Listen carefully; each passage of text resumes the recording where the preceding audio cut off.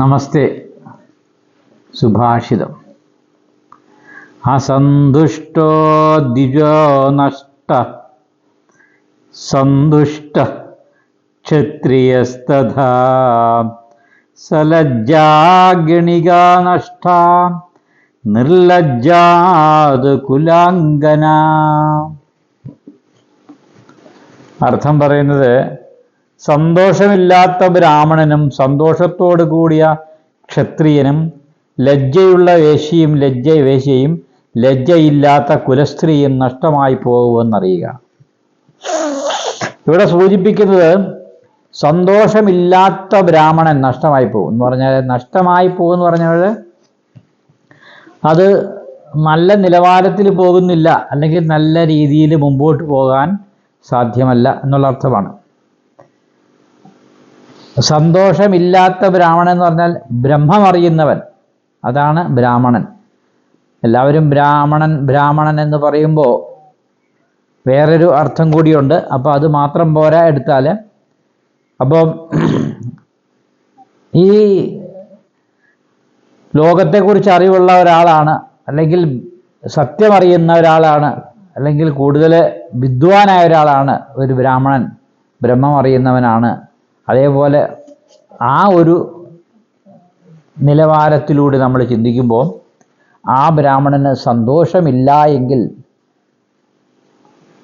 അദ്ദേഹത്തിന് ഒരിക്കലും മുമ്പോട്ട് പോകാനുള്ള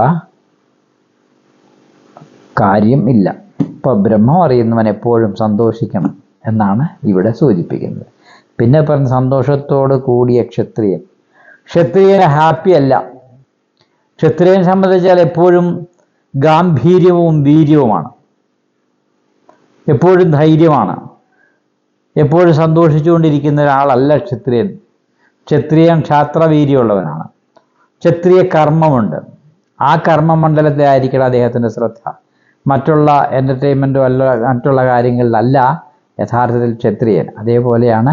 അപ്പോൾ ക്ഷത്രിയൻ അധികം സന്തോഷത്തിൻ്റെ അല്ല കാര്യം, മറ്റുള്ള കാര്യങ്ങൾക്കാണ് ക്ഷത്രിയൻ പ്രാധാന്യം കൊടുക്കേണ്ടത്. പിന്നെ ലജ്ജയുള്ള വേശ്യ എന്ന് പറയുമ്പോൾ ഒരിക്കലും ലജ്ജ പാടില്ല. അതാണ്, അങ്ങനെയുള്ള ഒരാൾക്ക് മാത്രമേ വേശ്യസ്ഥാനത്തേക്ക് വരാൻ പാടുള്ളൂ. ഇവിടെ പിന്നെ പറയുന്ന ലജ്ജയില്ലാത്ത കുലസ്ത്രീക്ക് തീർച്ചയായിട്ടും ലജ്ജ ഉണ്ടാവണം. കുടുംബിനിക്കാണ് ലജ്ജ ഉള്ളത് എന്നിവിടെ സൂചിപ്പിക്കുന്നു. പിന്നെ ഇവരൊക്കെയാണ് ഇതെല്ലാം നഷ്ടമായി പോകുമെന്നറിയുക എന്ന് പറഞ്ഞാൽ, അവരെ ഇങ്ങനെയുള്ള കാര്യങ്ങൾ വരുമ്പോൾ അതിൻ്റെ ഒരു പ്രതീകാത്മകമായി പറയുകയാണ്. നഷ്ടമായി പോകുക എന്ന് പറഞ്ഞാൽ ഇല്ലാതായിത്തീരുന്നു, അല്ലെങ്കിൽ അങ്ങനെ ഒരു അവസ്ഥയിൽ നിന്ന് വേറൊരു രൂപത്തിലേക്ക് മാറ്റപ്പെടും എന്നാണ് ഇവിടെ സൂചിപ്പിക്കുന്നത്. നമസ്തേ.